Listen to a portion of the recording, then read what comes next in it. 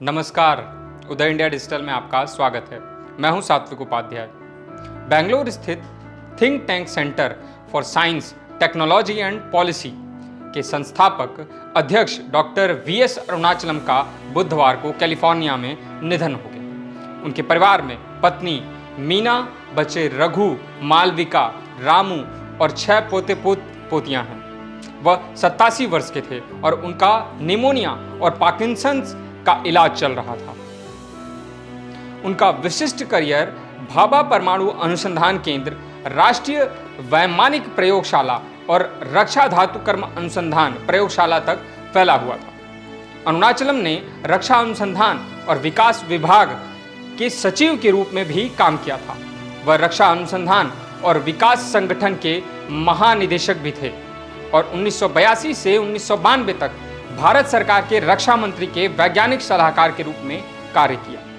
Engineering, विज्ञान और प्रौद्योगिकी में उनके योगदान के लिए अरुणाचलम को शांति स्वरूप भटनागर पुरस्कार, पद्म भूषण और पद्म विभूषण से सम्मानित किया गया था।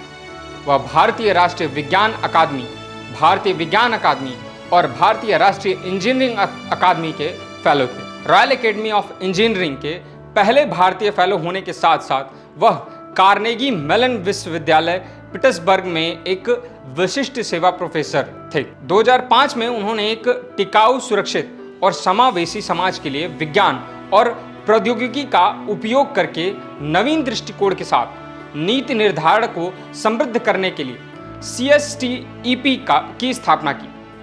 इसके बाद वर्ष 2015 में वैज्ञानिक अनुसंधान और प्रौद्योगिकी के क्षेत्र में उनके उत्कृष्ट योगदान के लिए उन्हें DRDO के लाइफ टाइम अचीवमेंट अवार्ड से सम्मानित किया गया था।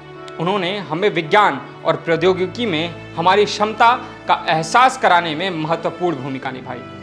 महत्वपूर्ण बात यह है कि उनके मार्गदर्शन में लाइट कॉम्बैट एयरक्राफ्ट प्रोग्राम यानी कि तेजस और इंटीग्रेटेड गाइडेड मिसाइल प्रोग्राम समेत अन्य कार्यक्रम शुरू किए गए थे। अपने पूरे जीवन में उन्होंने आत्मनिर्भर भारत की अवधारणा का समर्थन किया। एक किस्सा साझा करते हुए CSTEP के कार्यकारी निदेशक डॉक्टर जय अंसुदी ने कहा कि जब मैं कार्नेगी मेलन में छात्र था, प्रोफेसर वीएस अरुणाचलम के पास नियमित रूप से महत्वपूर्ण आगंतुक आते थे और हम उनके सामने प्रस्तुतिकरण देते थे। एक अवसर पर एक पूर्व मंत्री ने मेरी प्रस्तुति सुनने के बाद पूछा, आप PhD के बाद क्या कर रहे हैं? मेरे कुछ कहने का इंतजार किए बिना पैट का उत्तर आया, वे निश्चित रूप से मेरे साथ भारत लौटेंगे। वे भारतीय समस्याओं पर काम करने और विज्ञान एवं प्रौद्योगिकी का उपयोग करके समाधान विकसित करने के बारे में बहुत दृढ़ता से महसूस करते थे।